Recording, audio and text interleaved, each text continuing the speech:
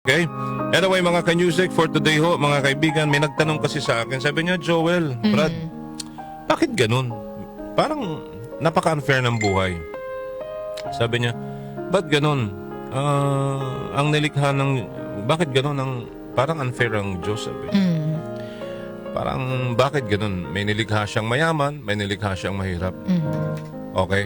Sabi ko, nakapag-isip-isip ako, partner, may nilikha ba ang Diyos na tao na mayaman at may mahirap? Sabi ko, wala. Napag-isip-isip ko, wala ho. Kung babalikan po natin ang Old Testament, ang sinaunang panahon, noon pa, wala pa tayo. Before Christ, mga kaibigan. Wala ho. Nilikha ko kasi ang Diyos, ang tao na pantay-pantay. Diba? Pantay-pantay ho.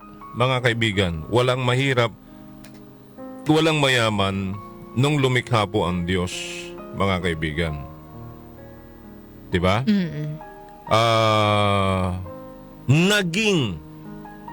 Nagkaroon lang ng pagkakaiba sa buhay natin, sa material na pamumuhay natin, depende sa kasipagan, pag-uugali, ng nilikha ng Diyos.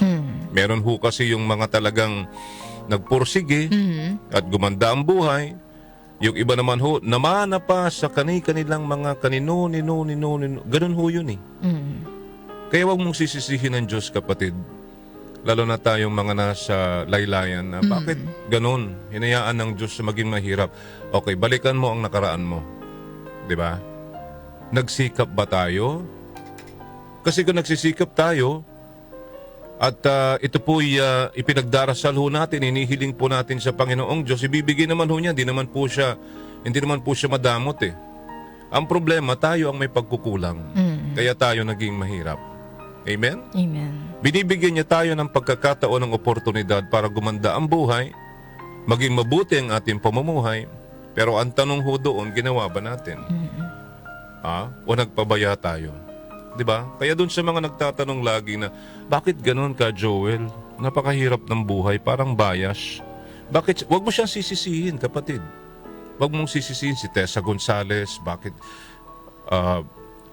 bilyonaryo, diba? Wag mong sisisihin bakit si Ninong Nick Atienza, si Ninang Norma ay maganda ang business.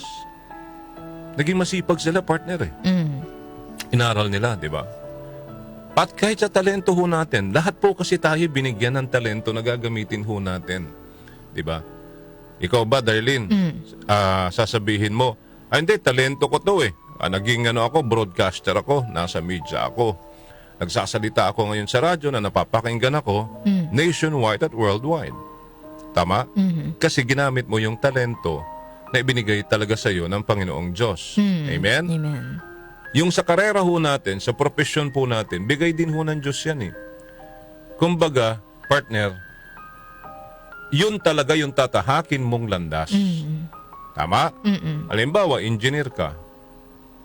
Hindi mo alam bakit kumuha ka ng engineer eh.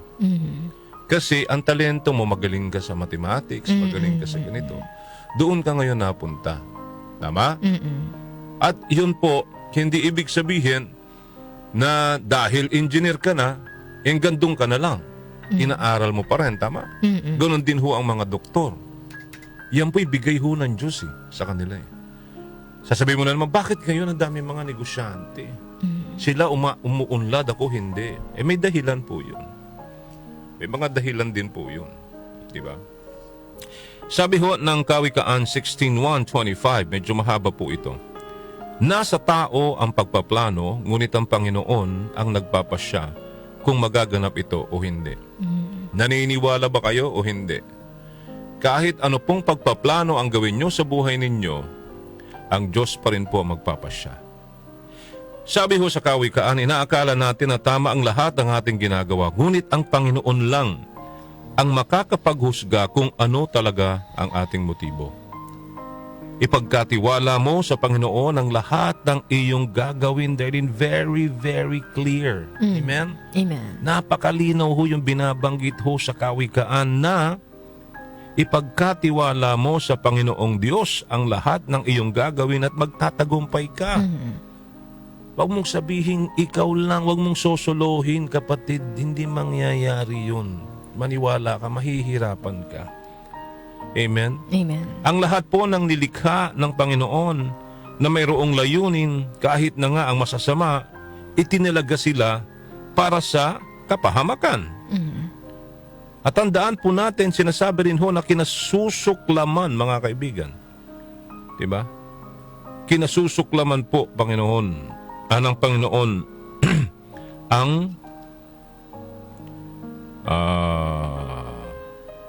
okay. Nasaan ako?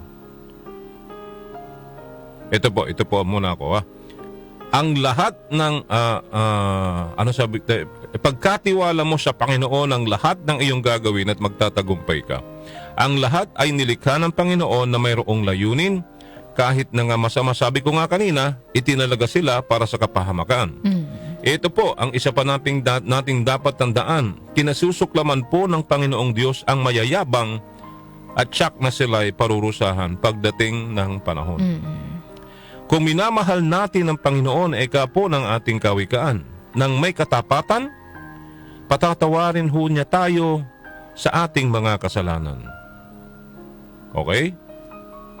At kung may takot tayo sa Kanya nang may paggalang, may takot po tayo sa Kanya nang may paggalang, makalalayo tayo sa kasamaan. Kapag kinalugdan ng Panginoon ang ating pamumuhay, kahit na ang ating kaaway ay gagawin niyang ating kaibigan. Can you imagine that, mga kaibigan? Hindi ba natin nare-realize yan? Magbasa tayo ng Biblia para alam natin yung tinatahak nating buhay dito sa mundong ibabaw na ito.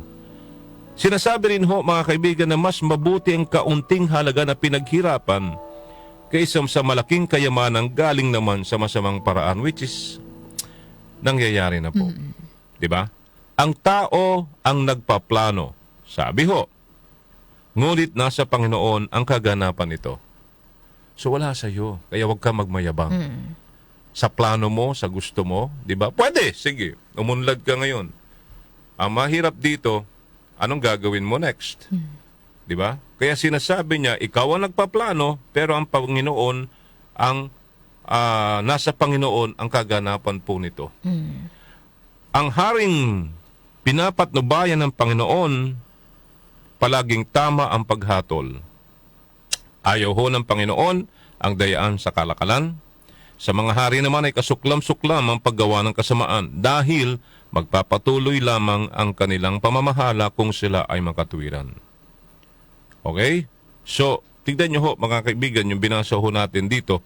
Napakaganda ho na pagnilay-nilayan ho natin ngayong Biyernes na ito. So, tandaan po natin, mga kaibigan, na nilikha po tayo ng Panginoong Diyos para sa paggawa ng mabuti at hindi ho masama. Kaya kung nag-iisip kayo, bakit ganon? Parang unfair. May mahirap, may mayaman. Hindi ho totoo yun. Mula no ho nung ginawa ng Diyos ang tao, ay pantay-pantay po ang kanyang tingin sa tao. Ganon din ho ang pagmamahal. Tayo ho ang nagkukulang. Yes, tanungin mo sarili mo, kapatid, bakit hindi umaangat ang buhay mo? Tanong ko, may Diyos ka ba? Naniniwala ka sa Diyos? Yes, kamo, pero nasa puso mo ba talaga? Di ba? Kasi lahat ng plano mo ay dapat sang-ayon. Di ba? Dapat po yun, mga kaibigan, ay kung ano man ang plano mo natin sa buhay, gustuhin po natin, hilingin po natin sa Panginoon, isama po natin siya. Di ba? At sabayan natin ang paggawa ho ng mabuti. So ulitin natin ha, huwag niyong sisisihin ang sarili ninyo, huwag niyong sisisihin ang Diyos, huwag niyong sisisihin ang tatay mo, ang nanay mo, ang kanununuan nyo. Bakit mahirap ang buhay mo ngayon? Di ba? Bakit siya mayaman? Ang lahat po ay may dahilan. Pero ulitin natin, walang ginawa ang Diyos na kumbaga ginawa niya mayaman ka na. Walang ganun, partner. Okay? Lahat po ang paglikha ay pantay-pantay dahil pantay-pantay po ang pagmamahal ng Diyos. Even ho sa mga iba pang mga nilikha ng Diyos, hayop, at iba, ano pa? Dagat, lupa, ha? Ano pa? Ano pa? Lahat ng nilikha, pantay-pantay po lahat yan. May purpose ang lahat. Tanungin mo sarili mo, bakit nilikha ng Diyos ang hayop? Bakit nilikha ng Diyos ang mga puno? Bakit nilikha ng Diyos ang gubat? Bakit nilikha ng Diyos ang tubig?